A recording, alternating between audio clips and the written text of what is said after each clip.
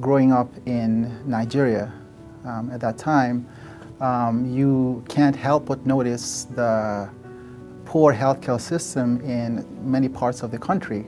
A large proportion of the country doesn't even have any access to medical care. And so you feel like you want to do something to help the system.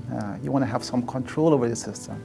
So I think that was probably the main thing that drove me to medicine.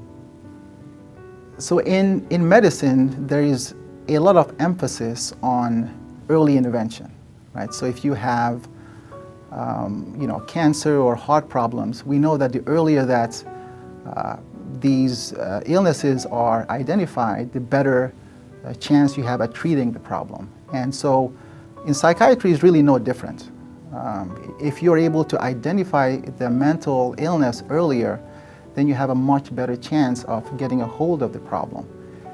And what we do is we try to provide well-rounded care for people who are at an early stage of a psychotic disorder.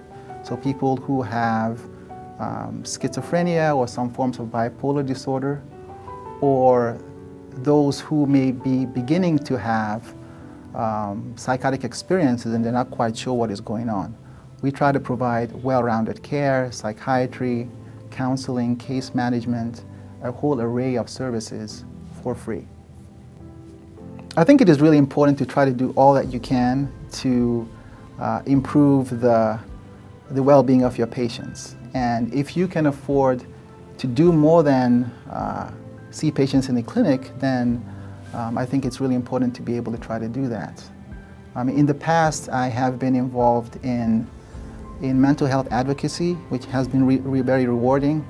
I have been on the boards of the American Psychiatric Association, Mental Health America.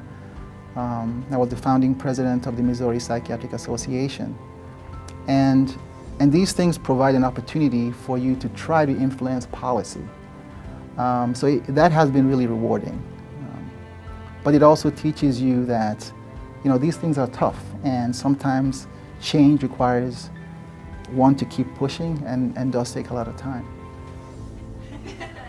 So I am very appreciative to the St. Louis American for recognizing people in healthcare. It's really important to highlight some of the accomplishments that people have done, and I feel honored that our work has also been featured. So very, very grateful for that.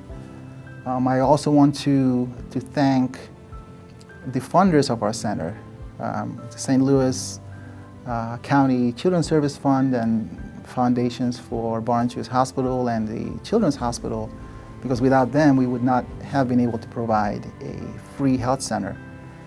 And very important, I want to thank the treatment and assessment team of our clinic. They are the face of the clinic, and they really make it run. And last but not the least, I want to thank my family, my wife and 2 kids. Sometimes it can be really difficult to balance work and family, but they have been very supportive all along the way.